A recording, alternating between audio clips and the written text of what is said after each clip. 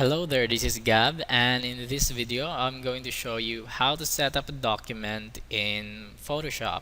So first you need to go to the file menu, then click new. So whenever you do that, a window will appear asking for the name of the document, but you can leave it blank or you can leave it as it is and you can change it later on.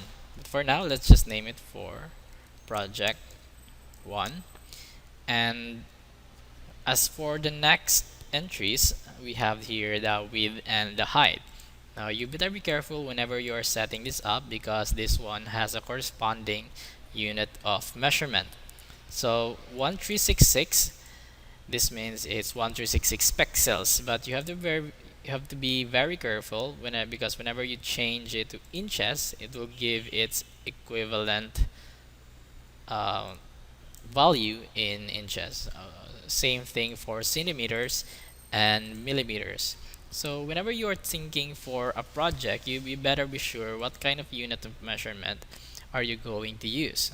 Usually if it's uploaded online, it is pixels, and whenever you are working on printing, it's usually inches, centimeters, or millimeters.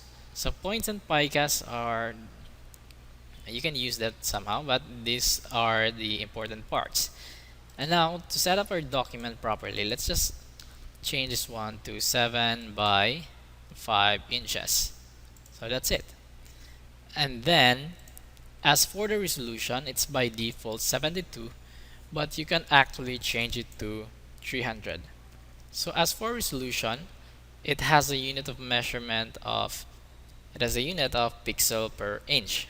So in every inch in your canvas, there are 300 pixels on it. So this simply means that resolution counts as the quality of your canvas. So whenever you have a high resolution, that's a good image. And whenever you have a low resolution, that's not really good. But there are some standard that in putting the resolution. It would be either 72 or 300. So you should use 300 whenever your dimensions are very small. Like for example, smaller than the letter size bond paper, which has a size of 8.5 by 11 inches. So you should use high resolution for that. Another example are the invitation cards, calling cards, and anything that are smaller than the letter size would you should use 300 resolution for that. And in this case, I'm using 300.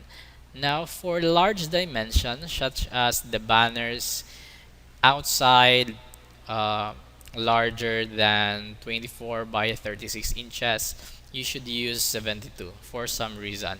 It's because using high resolution with high dimension, yeah, could result to slow running of application because it will take a lot of RAM. So that is actually the reason.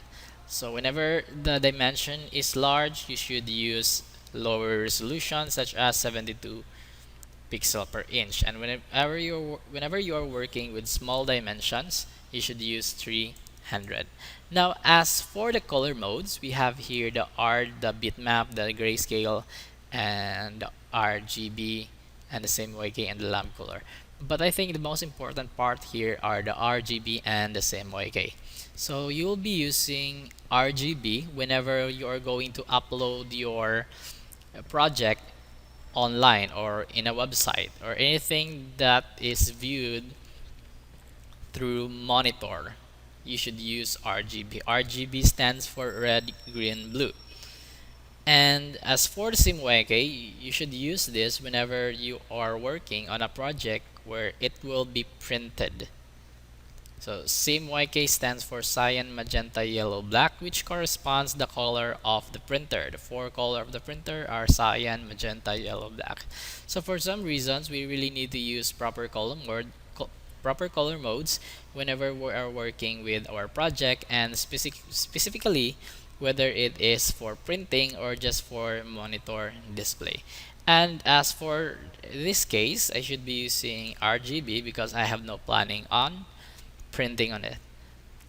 And another thing about creating a dimension is that you have also what we call a preset. A preset are the sizes that are already there, which corresponds to the standard size of some papers or some photo.